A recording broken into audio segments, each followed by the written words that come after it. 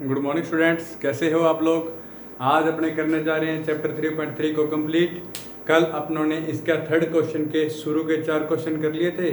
आज थर्ड का 5th और 6th करेंगे, ठीक है।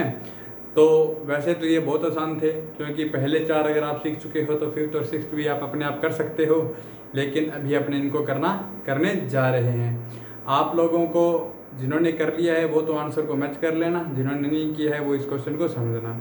करना क्या है, पहले आपको अलजेब्रिक इक्वेशन बनानी होगी, उसके बाद में सब्स्टिट्यूशन मेथड लगाना होगा। सब्स्टिट्यूशन मेथड क्यों लगाना है, क्योंकि ये चैप्टर 3.3 का है। एग्जाम के अंदर अगर ये क्वेश्चन आता है तो कोई ज़रूरी नहीं है आप सब्स्टिट्यूशन ही लगाओ, क्योंकि इस क्वेश्चन में कहीं भी नहीं लिखा हुआ है कि सब्स्टिट्यूशन मेथड का यूज़ करना है, ठीक है। लेकिन अपने चैप्टर 3.3 कर रहे हैं ना, इसलिए सब्स्टिट्यूशन मेथड से ही करेंगे। जब ये थर्ड चैप्टर पूरा कंप्लीट हो जाएगा तब तक आप कई मेथड सीख चुके होंगे, फिर आपका मन करे वो लगा देना अगर क्वेश्चन में मेंशन नहीं है।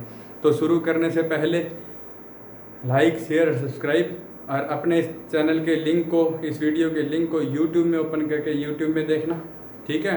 चलो बच्चों, करने जा रहे हैं। देखो आपको क्या कहता है, a fraction become 9/11 if 2 is added to both the numerator and denominator. सबसे पहला वर्ड यहाँ क्या आया है, फ्रैक्शन। फ्रैक्शन कौन सा होता है, सॉल्यूशन।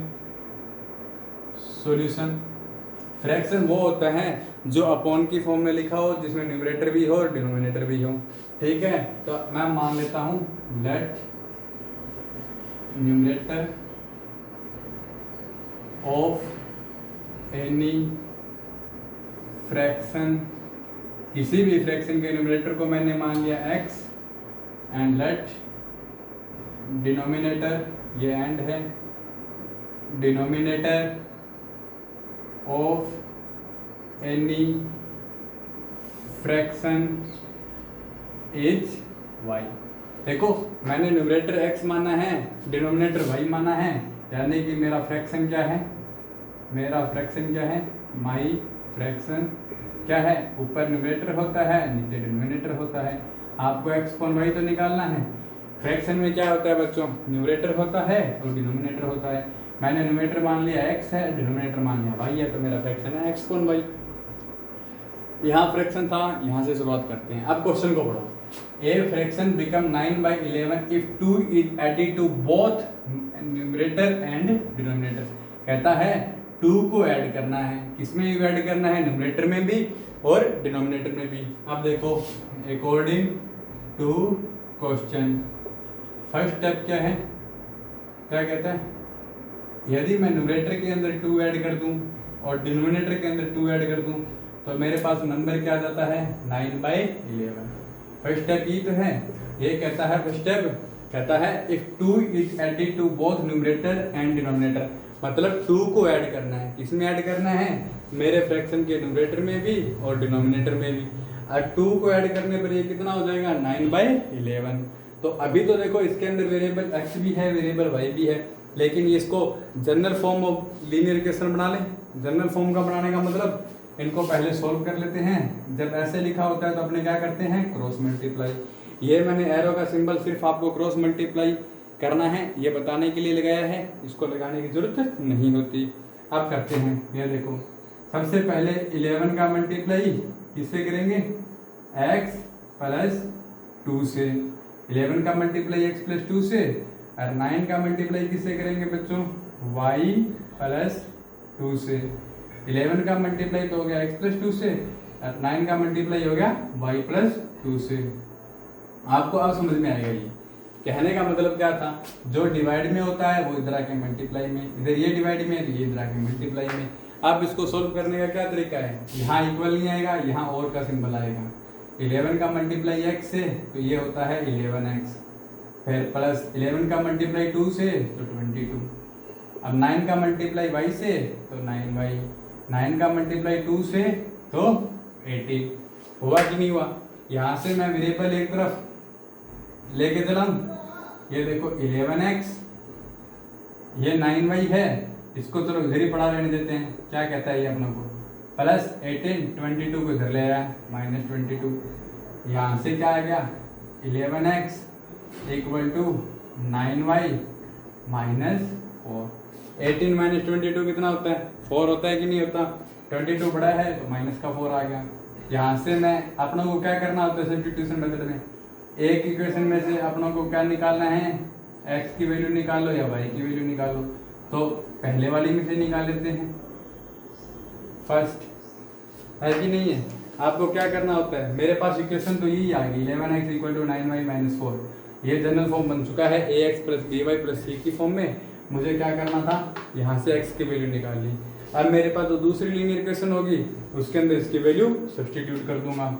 अब लिखते हैं इसके नीचे आगे अकॉर्डिंग टू क्वेश्चन। अब सेकंड पार्ट शुरू कर रहे हैं इसका।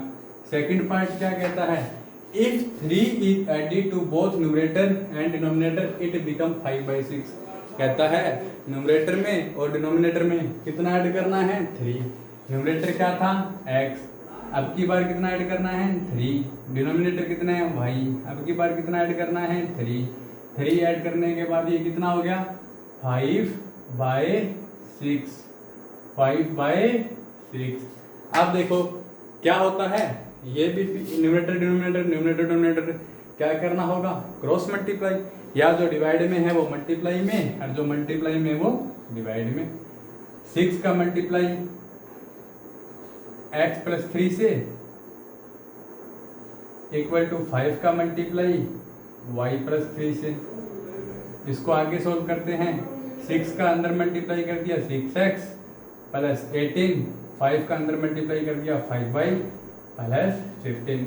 अब देखो मुझे x की वैल्यू निकालने की जरूरत क्या है, x की वैल्यू तो मैंने निकाली है कि नहीं निकाली हुई। ये मेरे पास दूसरी इक्वेशन आ गई, इसको अगर मैं सही लिखूं तो 6x, ये 5y इधर आके -5y, ये प्लस का 18 इधर आके माइनस का 18, ये बन गया बच्चों -3, ये बन गया 6x - 5y। ये इक्वेशन आ चुकी है सेकंड। कौन सी इक्वेशन आ चुकी है, सेकंड। करना क्या है, इसकी वैल्यू को वहां सब्स्टिट्यूट करना है। From first put value of x in second. First में से x की वैल्यू कहाँ रख दो, सेकंड में। ये देखो यहाँ है 6, इसके इनटू में x की वैल्यू क्या है, 9y - 4 अपॉन में 11। यहाँ है -5y, यहाँ है -3।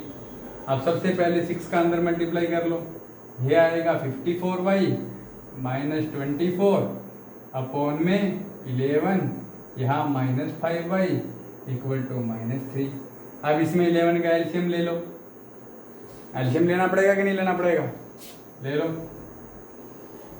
यहाँ से गया 54y - 24 -55y अपॉन में 11 = -3। जो डिवाइड में है वो आगे जाके मल्टीप्लाई में चला जाता है, तो यहाँ से आएगा 54y, ये देखो सीधा लिखता हूँ 54y और -55y कितना रहेगा, -y। ये देखो इसको और इसको सोल्व कर दिया, ये प्लस का है वो माइनस का है तो माइनस का y आ गया। यहाँ है -24, ये 11 उधर जाके चला जाएगा -33।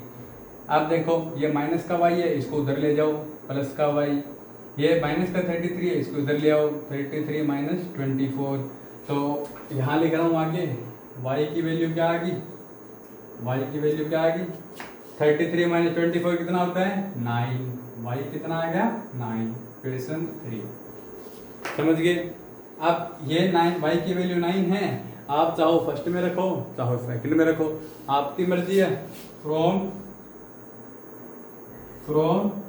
Third put value of y in, first में रख देते हैं। फर्स्ट में क्या है, x = 9, y की वैल्यू 9 - 4 अपॉन 11। 9 9 81 में से 4 गए 77 अपॉन 11, तो x की वैल्यू आ गई 7, ये आ गया 4। एंड माई फ्रैक्शन, आपको फ्रैक्शन ही निकालना था। फ्रैक्शन क्या है आपका, x अपॉन में y, x है 7, y है 9। x कितना है, 7, y है 9, ये आपका आंसर है। अब मैथ करो। देखो आपको क्या कह रहा था कि 2 ऐड करो न्यूमरेटर में और डिनोमिनेटर में, तो 9/11 बनना चाहिए। देखो 7 को 2 ऐड किया तो 9, 9 में 2 ऐड किया तो 11, तो 9/11 बन रहा है ना 2 ऐड करने पे। अब देखो 3 ऐड करते हैं तो 5/6 बन रहा है कि नहीं बन रहा। 3 ऐड करो, 7 में 3 ऐड किया 10, 9 में 3 ऐड किया 12, 2 5 जा 12, 10 2 6 जा 12, तो 5/6 बन गया कि नहीं बन गया। इसका मतलब अपना आंसर सही है। यह था बच्चों 5th क्वेश्चन। जिसने सही किया है सही है, जिसमें कोई मिस्टेक हो गई है तो वो चेक कर लेना। हाँ तो स्टूडेंट्स, पहले वाली वीडियो जो अभी देखी है आपने वो बीच में करप्ट हो गई है, तो ये क्वेश्चन मैं दोबारा करवाने जा रहा हूँ। इस क्वेश्चन को ध्यान से देखिए। ये क्वेश्चन क्या कहता है, 5 year hence the age of Jacob will be 3 times that age of his son। कहता है कि 5 साल बाद द एज ऑफ जेकोब की एज, अपने बेटे की एज का कितना हो जाएगा, 3 टाइम। तो मैंने यहीं से शुरुआत की है। Present age of Jacob is x और उसके बेटे की प्रेजेंट एज मान ली y। समझ गए, जेकोब की प्रेजेंट एज मान ली x, जेकोब के बेटे की प्रेजेंट एज मान ली y। अब कहता है 5 year hence, मतलब आज से 5 साल बाद क्या होगी एज, जेकोब की एज x है प्रेजेंट, 5 साल बाद ये हो जाएगा x+5 का और बेटा हो जाएगा y+5 का। और इसने गिवन है 3 टाइम, तो 3 का मल्टीप्लाई कर दिया। अब 3 का y से मल्टीप्लाई 3y, 3 का 5 से 15, ये प्लस का 5 इधर आएगा तो माइनस का 5 हो जाएगा। 15 - 5 गया तो कितना रहेगा 10। पहली क्वेश्चन आपके पास ये आ गई। समझ गए। कहता है जेकोब की एज 5 साल बाद x+5, उसके बेटे की एज y+5। ये लिख रहा है age of Jacob will be 3 time, तो मैंने इसमें 3 का मल्टीप्लाई कर दिया। समझ गए। आगे वाला स्टेप क्या कहता है, 5 years ago, यानी कि 5 साल पहले Jacob's age was 7 time that of his son. Jacob की एज अपने बेटे की एज का कितना थी, 7 टाइम थी। तो जेकोब की एज कितनी है, x-5, बेटे की एज कितनी है, y-5। -5 क्यों किया है, क्योंकि प्रेजेंट एज x है, 5 साल पहले की बात कर रहा है तो x-5, प्रेजेंट एज y है तो 5 साल पहले की बात कर रहा है तो y-5। और कितना हो जाएगा 7 टाइम, ये लिखा हुआ 7 टाइम, तो 7 से इसको मल्टीप्लाई कर दिया। अब देखो x-5, 7 का y से किया 7y, 7 का 5 से किया 35, ये -5 उधर जाके प्लस का 5 हो गया। -35 + 5 कितना होता है, -30। x की वैल्यू क्या आ गई, 7y - 30। अब सब्स्टिट्यूशन मेथड है, एक में से x की वैल्यू उठाओ दूसरे में रखो। पहले में से x की वैल्यू दूसरे में रख रहा हूँ, from first put value of x in second. यहाँ देखो x की जगह रखा मैंने 3y + 10, तो ये रहा 3y + 10 इक्वल टू आगे क्या पड़ा है 7y - 30। अब क्या करना होता है, अब वेरिएबल एक तरफ कांस्टेंट दूसरी तरफ। ये 3y है, इसको उधर ले गया तो 7y - 3y, ये -3 है, इसको इधर ले आया।